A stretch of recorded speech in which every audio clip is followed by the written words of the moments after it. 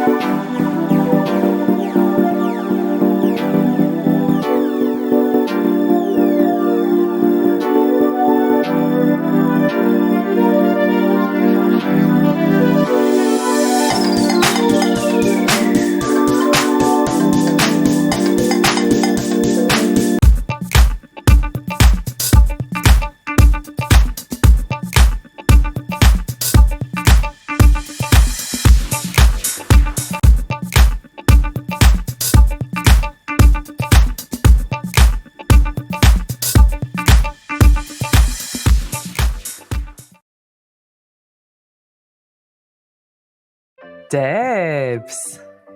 Law, how you doing? I'm doing really well. I'm feeling set up for the year ahead. There's nothing like a new year, Debs, is there, right? And a new set of dates that makes you feel like anything is possible. Yes, definitely. And I think you've got to really go into that, pack down the year before and think about your year ahead. So Happy New Year. Happy New Year. We thought it might be useful on our theme for January series, start as you mean the year to go on. I think what is so easy to forget because life gets busy and it gets into kind of, the business as usual kind of vibe so quickly because us humans are so resilient to dealing with change. Yes. But for many of us, this is the first new year that we're able to go in, probably with more likelihood to be able to predict what the next 3-6 months ahead are going to look like. So hence we thought if it's been a bit of a while since you've got your longer term planning skills set, sort of tried and tested, then it's a chance to refresh some basics that can actually really set you up with a fresh energy for the year ahead. Yeah, definitely. And if you take the time to just stop and think about what that means for you and what's important to you and thinking about how you're going to achieve that and then breaking it down, as we know, it actually makes a huge difference. So, yeah, looking forward to really thinking about it and being conscious about what it is you want to achieve in the year to come. Yeah. So we thought we'd use the word intent rather than goal setting or setting objectives. So from your coach perspective, Debs, what is it that by setting your intention, just even that shift in language, what benefit can that bring us? Yeah, it's a good catch actually, Laura, because when we sort of think about, I'm going to set my goal, I'm going to set my New Year's resolution, whatever you want to call it, we actually put a lot of pressure on ourselves to then want to have to achieve it. And I think it's that have to. Oh my God. And if I don't, then I must be rubbish and I can't do that, yada, yada, yada.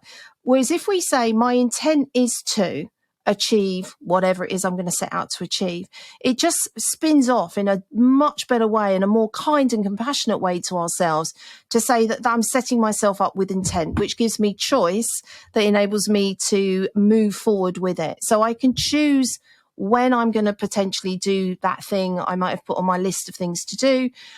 It's not as rigid, I suppose, because then it is my choice. It's on my terms. I think there's more flexibility with that word of my intent is to, and therefore it gives you more options and enables you to pivot, I suppose, if it's not going quite as well as you wanted it to, because we have to change some habits.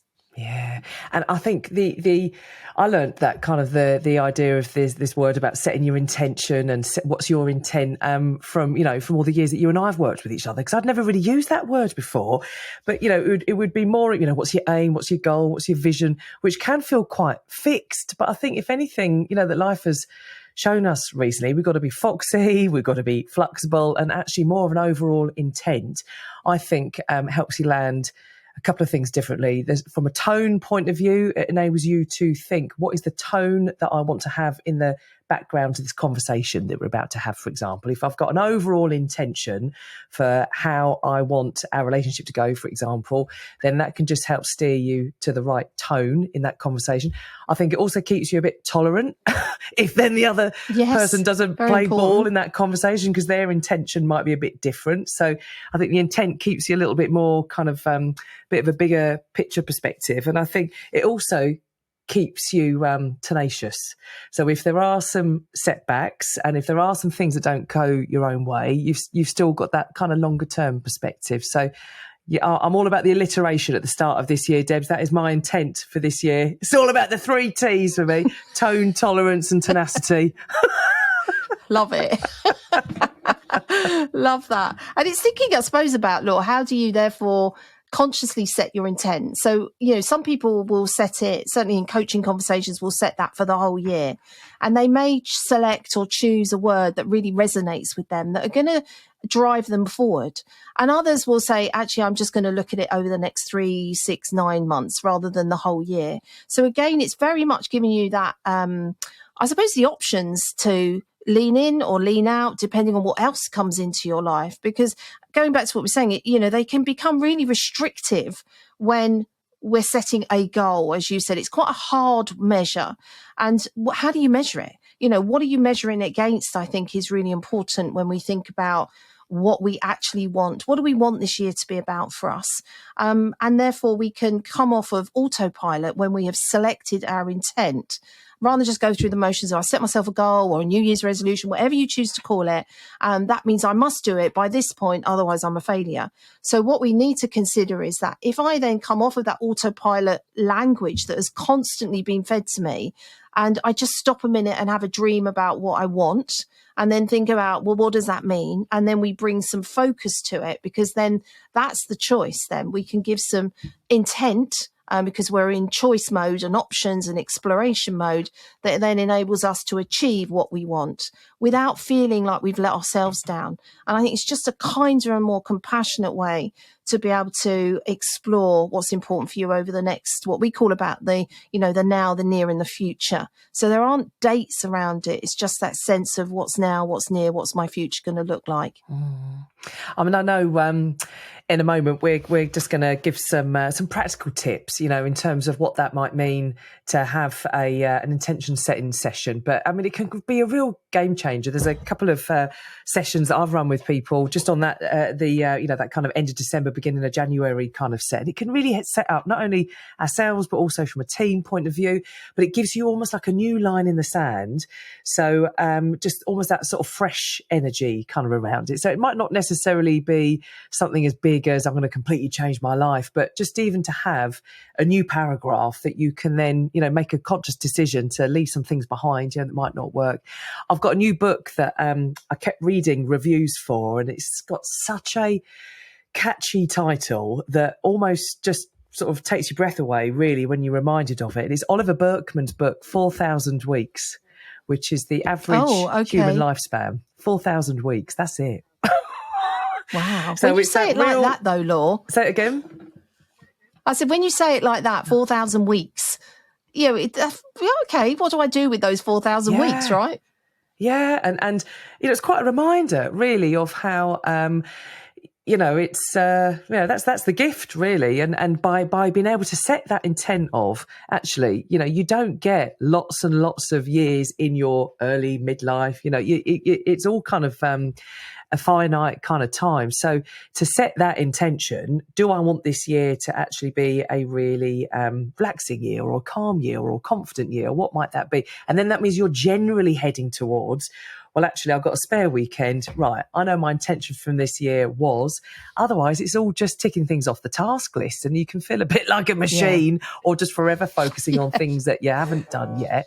But if there's a higher kind of intention behind it, it just means you're able to keep a little bit more mindful of just how valuable that time is. And the impact that the pandemic has had on so many people is we've had to get so operational and so tactical that I know from the work we've been doing with lots of corporates recently is for many teams and individuals and departments, it's the first time in quite a while they've been able to do some bigger picture thinking. And in the words of Katy Perry, in her song Raw, if you stand for nothing, you'll fall for anything. So you've got to set your intent, because there'll always be stuff to do. And life will always kind of serve you things to get busy about. So, Debs, what would be some questions or some conversation starters that you think helps set our intent so we set up for a great year ahead? Yeah, I think have I suppose some space and time for you where you think about, if my intent is to be confident, so taking what you've said, my intent this year is to be confident in all that I do. So taking a step back and go, so what does that actually mean to me? What does that look like? You know, what will I hear? What will I see? What might other people say about me if they can see that my confidence is building? And then it's thinking around, okay, how am I going to create that? So it's asking yourself some of those questions. How am I going to create that feeling, that sense, that level of confidence that I'm looking for? What are the steps that I could take in order for me to maintain that and make sure that that's happening for me? Is there anybody I might need to collaborate with that's also going to help me along the way? So might check in with me, or they might give me feedback in the moment. So, you know, who's your trusted ally, as we talk about? I think give yourself some time to think about what might stop you from living your intent, from being confident. What might get in the way of that? Who can I get support from? I think is a really good question. And therefore, what's the first step and when am I going to start it? So just by doing those check-in questions enables you to start to structure, because we do like a structure. So it enables us to start to think about those things in a way. And then breaking it down into the other bits that say, right, okay, I now know what my intent is. How am I going to create that space around me that is going to enable me to do that? So it might be, I'm not going to look at all the confident people on social media, or I believe to be confident. I'm going to avoid that. I'm going to get rid of anything that doesn't focus me on what my intent was. So thinking about how do you create your own space around you that's conducive to you being your best self, as we always call it. So that's one thing I would consider. I think the second thing is coming back to the moment. Too often we whiz forward and go, oh, if only I had, and what if I'd done that, and when can I do that? Like 6, 7, 12, 9 weeks away. Whereas if we come back and slow ourselves down, a great exercise to do to come back into the moment and go, am I living with that intention?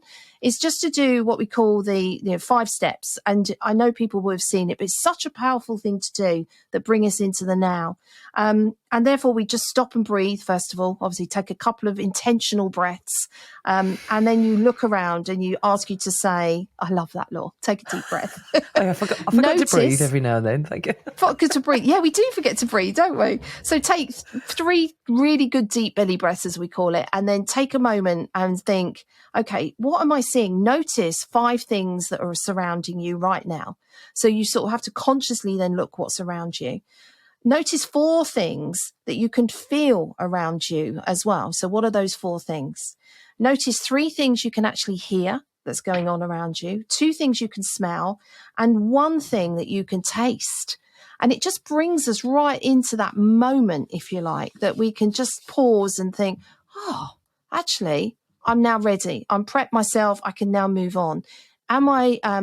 Is this helping me or is this hindering me? So again, it gives us choice to make that next step, whatever that might be, to I suppose, stop you from being overwhelmed by setting so many goals that I'm not going to achieve any of them. So I'm going to procrastinate, not do any of them. And then you'll beat yourself up because you haven't done them, and therefore you'll break your confidence. And that cycle then continues. So we look back to those questions at the beginning, if you like, okay, what's going to stop me from achieving this? And then working out a strategy, a plan, an action, whatever it works for you to enable you to overcome those little mini blockers, if you like, that pop up when we're least expecting it. So you're ready as you can be. Love it. And that exercise, as you said, it kind of brings you right into the here and now. And I think just by viewing it as setting your intent for the year ahead rather than the goals, it also keeps your emotional intelligence levels up as well. I mean, if think of all the, amazing leaders we work with, if you are only planning, well, these are my goals, this is what I'm going to do, then from a leadership point of view, you might be missing a trick, because you might be ambitious and driven and have lots of changes that you are going to lead through an organisation. But if no one trusts you, if they don't feel like they're being listened to you, if you're never able to be fully present in that conversation with someone because you're so caught up in your own stuff, then actually the intention means that it enables you to look at it from the other point. So my goal is to lift the morale of our organisation as we go through tricky change. My intention is it just keeps it as that sort of balance. It's not all just I'm going to do X, Y, Z, because if your X, Y, Z is dependent on other people engaging with you and receiving that well. And I just think that shift from goals and objectives, which feel a little bit one-sided, because it's in the eye of the beholder, whether you are an inspirational leader or whether you are a collaborative team worker. The intention just enables us to remember that there's a social side to this as well as a solo mindset aspect of it. And it also, I think, is a bit more of a mature way of looking at sometimes life might throw you some curveballs that are in direct opposition of the goals that you might have set 3 months ago. But if the intention just keeps you flexible with that kind of evolving landscape. I mean, just even putting the time in your diary, sometimes an hour and a half with someone else. So not a hurried 20-minute conversation, but putting some proper quality time. But if you feel that actually a little bit of a setup at the start of the year will help guide you and lead your decision making, then that is definitely time well spent. I'd say a minimum 30 minutes as a little solo thinking exercise, if this is a party of one that you're going to do to set your intention. If it's a conversation with someone else or a few other people, hour and a half in, so it feels like a bit of more of a quality conversation. And just very simply, it's a bit like any kind of performance review. Let's do a bit of review, a bit of current state, a bit of where we're heading. So what's our intention then? What might that mean in terms of our decision-making values? What would be our next steps? And then setting, I think, that, as you said, that reminder to sort of catch yourself. Because let's say your first season of the year is going to be really full on. It's putting some kind of little reminder in to check, actually, the intention we set a couple of months ago, or I set a couple of months ago, how's that panned out? What might that mean moving forward? Yeah. And as you said, it gives you that opportunity to be flexible and just pivot, if you like, to make a change if you need to. But you're intentionally doing that. It's not being done to you. You're making that choice to do it. And I think that's the one thing probably my call to action would be around, we all have a choice and we can choose how we can act. We can choose to do the things we want to do. We can either do nothing or we can do something, but they're both a choice, right?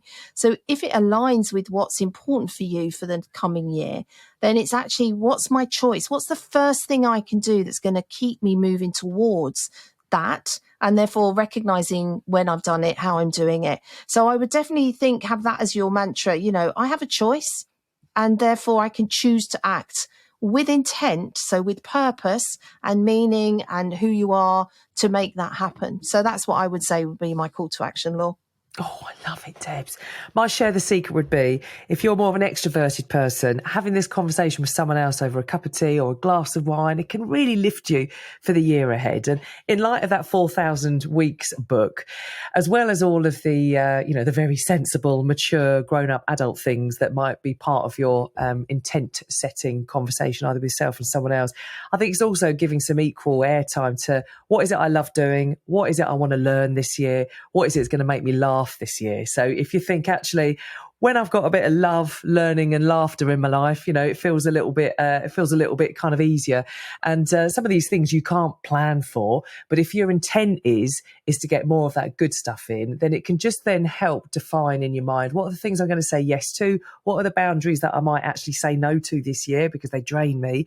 So that intention is not just for the sensible things in our life as adults, but also some of that other stuff as well, because we only get 4,000 weeks if we're lucky.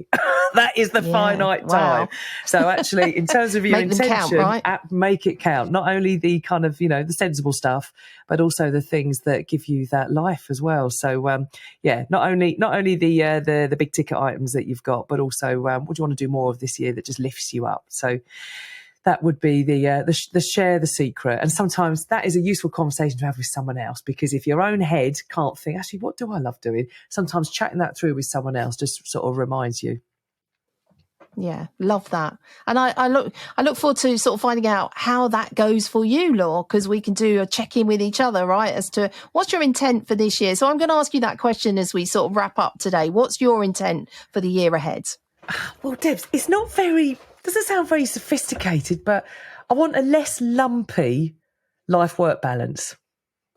Nice. It Less feels, lumpy. Yeah, well, I don't think I'm alone in this. It feels like with the shift that we've had in the kind of the working week, there's intense periods of real busyness, lots and lots of kind of stuff to do and pressure, and then kind of that sort of you get to sort of the end, and actually there's I've picked it up a bit this year how this Tuesday, Wednesday, Thursday peak of the working week with maybe a working from home Monday or Friday. And of course, our work lives will reflect that as well, because not many people want a training course on a Monday or a Friday in a central office anymore, so that our kind of working week, my working week has certainly been reflected with that. But I think there's an opportunity just to smooth it a little bit, because I think actually from a sustainable energy point of view, I think, working at 150 miles an hour for 3 days of the week and then absolutely exhausted then, on kind of day 5, it doesn't need to be like that. So I think my intention is just to smooth things out a little bit. I think for hybrid working, lots of change, it has created quite a lumpy working week where there are high periods and then kind of quite tired ones. So that would be my intention for this year, Debs. More of a streamlined, sustainable energy. Nice. Oh, I like that. Less lumpy. That's a really good one, because you can feel it, see it, hear it, touch it, visualize it, and that's really important. Yeah. If it connects with all of your senses, you're more likely to live with that intent as you go through the rest of this year. So I love it. Nice. Thank you for sharing, Law. My pleasure. Thank you for asking. How about you? What's going to be your intent for the year ahead? So my intent for the year ahead is going to be look for the joy in everything. So look for the joy and the opportunity. That's going to be mine. Quite simple, in different ways, applied to different levels. But I think that's my intent. No, it's not, I don't think, that I know that's my intent for the next year. Oh. Joy and opportunity. Oh, lovely. So mine's less lumps. Yours is more joy. Yeah. You can let us know. Yes. Whose intention more mirrors you? Joy versus lumps. Yes. Joys or lumps. I love it. Well, have a joyful week ahead, Debs. You too, Law. Looking forward to speaking to you next time. Yeah, love it. So we will pick up on this series tone that we've got for the kickoff of the year, start the year as we mean to go on. There's nothing like the start of the year to bring that fresh energy and fresh focus. And there's been something about the last couple of years that for many of us, we might have lost that skill set of thinking near and far, because everything got quite tactical and operational with the changes associated with the pandemic. So actually for many of us, this might be the first year that we're going into where we have a little bit more predictability about how that goes. So our overall takeaway from this is what's your intent? How do you set up for a great year? So look forward to catching up with you next week, Devs. Yeah, you too, Law. Lots of love. Ah, love you. Love you. Bye. We hope you've enjoyed this episode. We'd love to hear from you. Email us at secretsfromacoach@aol.com or follow us on Instagram and Facebook. And if you're a Spotify listener, give us a rating, as it makes it easier for us to share the secret with others.